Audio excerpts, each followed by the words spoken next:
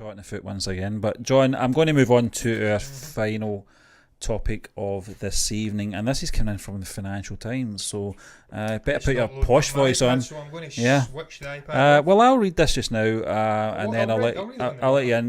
But it's just a little article that's come in from Financial Times, and it's all about Amazon and Netflix.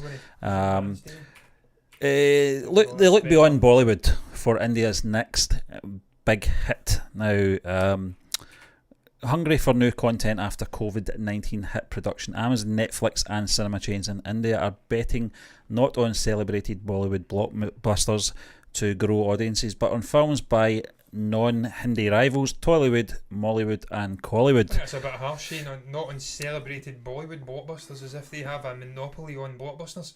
Because I tell you, most of the movies we've watched from India have been southern Indian movies, and they've been massive blockbuster movies, so I think that's been harsh. Take this up with Benjamin Parkin in New Delhi, John.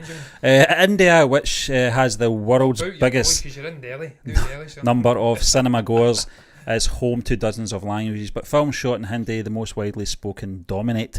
Bollywood, the Mumbai-based Hindi language industry, took 43% of gross box office returns in 2019, even though it accounted for only 14% of releases.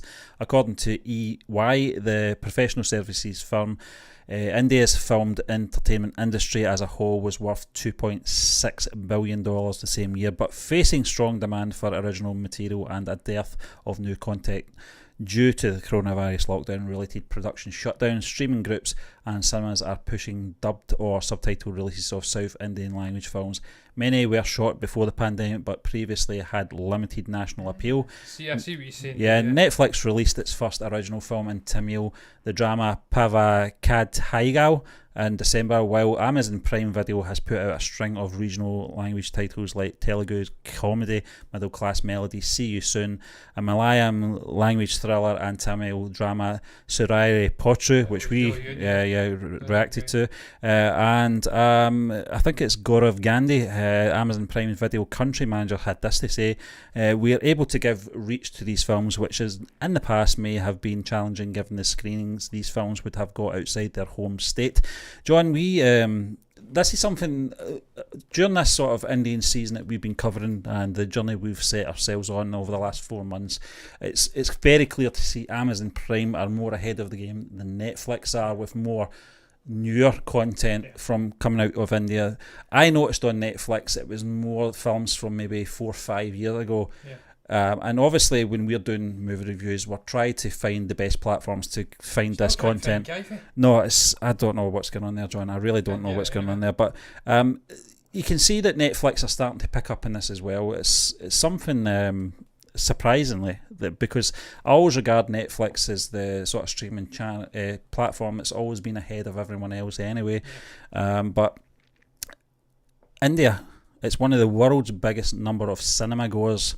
Has home to all the different languages that's coming out of there, but it's one of these things that's growing now. It's certainly from ordinary movie punters like ourselves, pundits.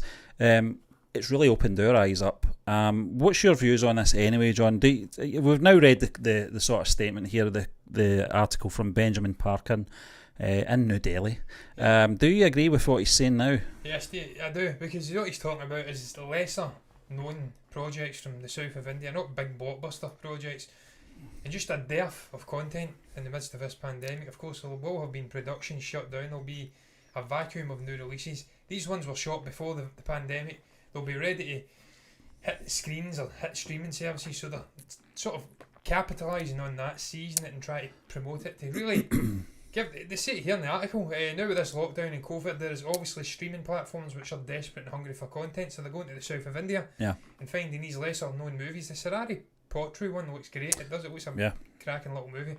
We've reacted to so many now, big ones, smaller ones, and even the Netflix India sort of streaming. I don't know if it's the same as here, I presume it is, we still get the content, but Ludo, White Tiger, there's been lots of Netflix Indian movies, so to be fair, they are kind of putting their finger on the pulse now. I don't know if they've always been like that, but Steve, I keep saying, man, we've went down the rabbit hole with Indian movies. You look there, Tamil Nadu, it's Collywood, you've got Telangana, it's Tollywood, you've got Kerala, Mollywood, you've got all these different regions of India putting out very different types of content. They've all got amazing big name stars. I mean, I can't sit here and presume to know who the stars are of all of them, but I mean, we have been reacting and doing reviews, and we only discovered telepathy. So this guy's a huge star, so you're always discovering things from different industries. That's it, yeah. It's not, we keep getting told Bollywood's not the be all and end all of India, so Even when we don't mention it. yeah, but even when we don't mention it, yeah. Yeah. So nothing wrong with it, nothing wrong with diversifying No. your content. And as I keep saying, from our experience of Indian movies, the southern Indian movies are pretty damn good, man. They're mostly reacted to that. We get criticised for overreacting to South Indian Yeah. movies, so